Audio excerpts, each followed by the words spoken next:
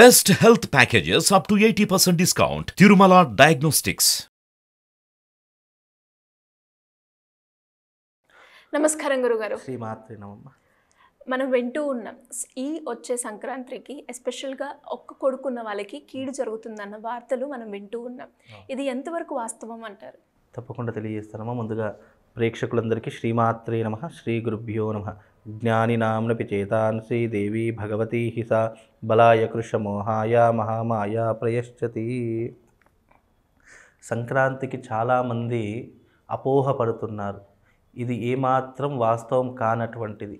ఎందుకు అనంటే గనక ఇది ఎక్కడో ఒకరు ఇది సృష్టించినటువంటి ఒక అబద్ధం. ఎందుకు అంటే ఒక కొడుకున్నటువంటి వారు ఇద్దరు కొడుకున్నటువంటి వాళ్ళ ఇంటికి వెళ్ళేసి డబ్బులు తీసుకొని గాజులు తీసుకోవాలి, అది బంధువుల స్నేహితుల అనేటటువంటి పక్కన పెడితే ఈ రకమైనటువంటి టాపిక్ చాలా మట్టుకు వైరల్ అవుతూ ఉంటుంది. ధర్మమునందు శాస్త్రమునందు ఇది ఎక్కడా కూడా చెప్పలేదు.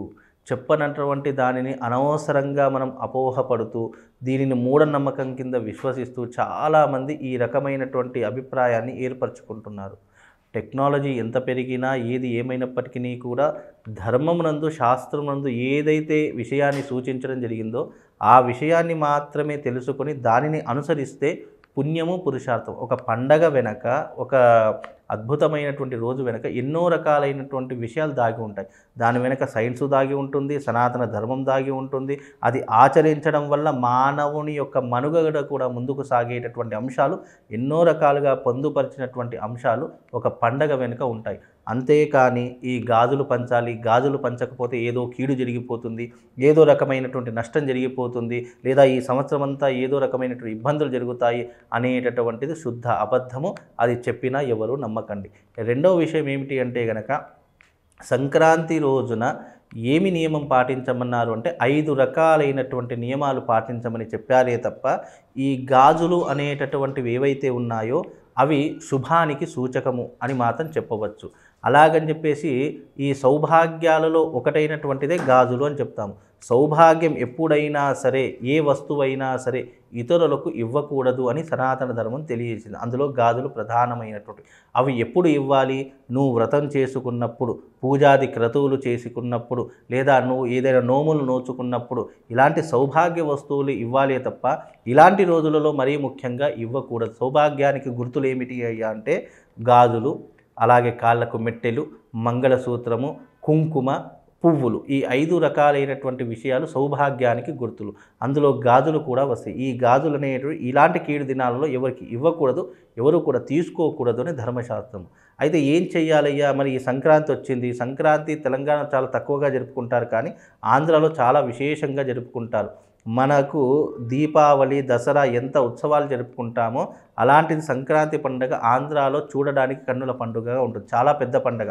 ఇక్కడ మనం సంక్రాంతి వచ్చింది, పుష్యమాసం వచ్చిందంటే శుభకార్యాలు ఆపేస్తాము, ఏమీ చేయం. కానీ అదే సంక్రాంతి రోజున శుభకార్యాలు చేయడానికి వాళ్ళు ప్రప్రథమంగా అంటే ముందుకొస్తూ ఉంటారు. అంటే ఆ రోజున పెళ్ళిళ్ళు చేయడానికి కానీ, గృహప్రవేశాది ముహూర్తములు చేయడానికి కానీ, వివాహాది నిశ్చయాలు చేయడానికి కానీ, ఇవన్నిటికీ కూడా అద్భుతమైనటువంటి ముహూర్తంగా సంక్రాంతి రోజునే వాళ్ళు ప్రధానంగా చేసుకుంటారు. అదే రకంగా ఈ సంక్రాంతి రోజున ప్రతి ఒక్క మనిషి చేయవలసినటువంటి కర్తవ్యము, ఆచరించవలసినటువంటి నియమం ఏమిటి అంటే గనక నువ్వులతో చేసినటువంటి పదార్థాలను భుజించడము అంటే తినడము అనే అర్థము. అలాగే నువ్వులతో స్నానం ఆచరించడం, గోరువెచ్చనటువంటి నీటిలో నువ్వులు వేసుకుని స్నానం ఆచరించాలి. అదే రకముగా ఆ రోజున తిల భక్షణము చేయాలి, తిల స్నానము చేయాలి, అదే రకంగా తిల దానము చేయాలి, తిల తర్పణము చేయాలి, అలాగే తిలలతో చేసినటువంటి ఆహార పదార్థాలను భుజించాలి అని చెప్పినటువంటిదే మన సనాతన ధర్మం. అది సంక్రాంతికి ప్రధానమైనటువంటి పండగ తప్ప సంక్రాంతికి ఏదో కీడు జరిగిపోతుంది అనేటటువంటి అంశం అనేటటువంటిది శుద్ధాబద్ధం. ప్రతి సంవత్సరం సంక్రాంతి వస్తుంది, కానీ ఆ సంక్రాంతి పురుషుడు అనేటటువంటి వాడు ఏ వాహనం మీద వచ్చాడు, ఎలాంటి వారికి నష్టం కలిగిస్తాడు అనేటటువంటి అంశాన్ని మాత్రమే తెలియజేశారు తప్ప ఇంకా దాంట్లో కీడు అనేటటువంటిది ఎక్కడా కూడా లేదు. అలాగే ఈ సంక్రాంతి పురుషుడి యొక్క లక్షణం ఎలా ఉంటుంది అంటే గనక కొన్ని గ్రంథాలలో గుర్రం మీద వస్తున్నాడు అని చెప్పి రాశారు. మరికొన్ని పుష్పగిరి లాంటి పంచాంగంలో శునక వాహనం మీద వస్తున్నాడు అని రాశారు. ఏదేమైనప్పటికీ కూడా వచ్చే వాహనాన్ని పట్టుకొని ఎవరికి కీడు జరుగుతుంది అనేటటువంటి విషయాన్ని రాశారు. అయితే అందులో బ్రాహ్మణులకు ప్రధానంగా ఆరోగ్య భంగం కలుగుతుంది అనేటటువంటి అంశాన్ని తెలియజేశారు. అలాగే ఈ సంక్రాంతి రోజున 4 రాసుల వారికి కొన్ని రకాలైనటువంటి ఇబ్బందులు జరిగే అవకాశం ఉంది అని తెలియజేశారు తప్ప ఈ గాజుల విషయం కానివ్వండి, లేదు ఇది తీసుకొని ఓ 2 కొడుకులు ఉన్నటువంటి వాళ్ళ దగ్గర తీసుకొని ఒక కొడుకుకి ఇవ్వాలి, తల్లికి ఇవ్వాలి అనేటటువంటి విషయాలు మాత్రం ఎక్కడా చెప్పలేదు. కనుక చెప్పనటువంటి దాని గురించి మనము బాధపడాల్సిన అవసరం లేదు. కాబట్టి దీని గురించి ఎంత తక్కువ ఆలోచిస్తే అంత మంచిదమ్మా. సో మరి ఏ రాశుల వారికి కీడు ప్రభావం ఉందంటారు? అయితే ఇది శతభిష నక్షత్రయుక్తంగా సోమవారం సంక్రాంతి వస్తుంది కాబట్టి కుంభరాశిలో శతభిష నక్షత్రంలో ఉదయం 8:34 మకర సంక్రమణ ప్రవేశం జరుగుతుంది. ఆ సమయంలో స్నానం ఆచరించాలి. ఆ స్నానం కూడా ఎలా ఆచరించాలి అంటే మనం ఏవైతే నీటిలో స్నానం చేస్తున్నామో ఆ నీటిలో నువ్వులు వేసుకొని స్నానం చేయాలి.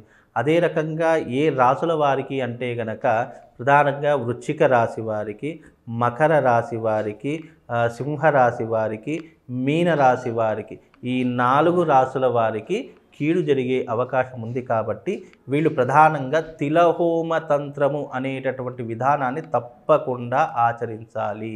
ఎందుకు అనంటే గనక 2 నిమిషాలలో చిన్న విషయం చెప్పేస్తారు. అంటే దీని వెనక ఒక చిన్న కథ కూడా ఉంది. ఇదేదో కల్పితమైనటువంటిది కాదు. అయితే ఈ మకర సంక్రాంతి రోజే సూర్య భగవానుడు తన కొడుకైనటువంటి శని భగవానుడు ఇంటికి వచ్చేసి ఆతిథ్యాన్ని స్వీకరిస్తాడు. అంటే భోజనం చేస్తూ ఉంటాడు. ఆ భోజన సమయంలో శని భగవానుడు ఏం చేస్తాడంటే తన తండ్రికి ఇష్టమైనటువంటి, తన తండ్రి ఎవరు? సూర్య భగవానుడు. ఆ సూర్య భగవానుడికి ఇష్టమైనటువంటి పదార్థాలను, నువ్వులతో చేసినటువంటి పదార్థాలను ఎక్కువగా పెట్టడం ద్వారా చాలా సంతోషిస్తూ ఉంటాడు. అలా సంతోషించిన కారణం చేత శని భగవానుడికి సూర్య భగవానుడు వరం ఇస్తారు. ఎవరైతే ఈ మకర సంక్రాంతి రోజున తిలభక్షణం చేస్తారో, అంటే నువ్వులు ఎక్కువగా భుజిస్తారో, ఎవరైతే తిలలతో సంబంధించినటువంటి క్రతువులు ఆచరిస్తారో, నీ వలన ఎవరైతే ఇబ్బందులు పడుతున్నారో ఆ ఇబ్బందులను నేను తగ్గిస్తాను. అందుకే ఇక్కడ ఏం జరిగింది శాస్త్రం చూడండి. తండ్రి కొడుకులు, సూర్యభగవానుడు తండ్రి, కొడుకు శని భగవానుడు, వీళ్ళిద్దరూ కూడా తండ్రేమో ఆరోగ్యాన్ని ప్రసాదించేటటువంటి వాడు తండ్రి, అలాగే కర్మకారకుడైనటువంటి వాడు కొడుకు. అంటే శని భగవానుడు మన జీవితంలో ఎంటర్ అయ్యాడు అంటే ఇబ్బందులు, ఆటంకాలు, బాధ, కష్టము, దుఃఖము అన్నీ కూడా ప్రసాదిస్తాడు మనిషికి. అలాగే వీటన్నిటిని కూడా దూరం చేయాలంటే తండ్రితో సాధ్యపడుతుంది. కాబట్టి ఎవరైతే సంక్రాంతి రోజున తిలలు దానం చేయడం కానీ, తిలలు హోమం చేయడం ద్వారా కానీ చేస్తే గనక నేను వాళ్లకు వరాన్ని ప్రసాదిస్తాను, అపమృత్యు బారి నుండి బయటపడేస్తాను, మృత్యువు రాకుండా కాపాడుతాను. అందుకే ఆరోగ్యకారకుడైనటువంటి వాడు జాతకంలో సూర్యుడయ్యాడు, అలాగే కర్మకారకుడు శని భగవానుడు అయ్యాడు.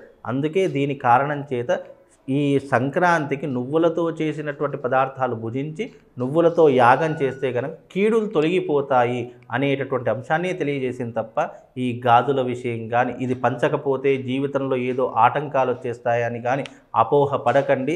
దీనిని అసలు ఎవరు కూడా నమ్మకుండా ఉంటే ధర్మబద్ధమైనటువంటిది, న్యాయబద్ధమైనటువంటిది ఏ కోరికైనా భగవంతుడు నెరవేరుస్తాడు. అందుకే ఇది ఎక్కడ ఉంది అనేటటువంటి విషయం కూడా రావచ్చు. ధర్మసింధు అనేటటువంటి గ్రంథంలో చాలా క్లియర్గా చెప్పారు. సంక్రాంతి రోజు ఈ నియమాలు పాటిస్తే, ఈ రకమైనటువంటి ధర్మాన్ని ఆచరిస్తే నీ జీవితం వృద్ధిలోకి వస్తుంది అని తెలియజేశారు. కాబట్టి దీనిని ఆచరించండి. మీరు ఆ సూర్యభగవాను యొక్క అనుగ్రహానికి సంపూర్ణంగా పాత్రులవుతారు. ధన్యవాదాలు గురుగారు. శ్రీమాత్రే నమః.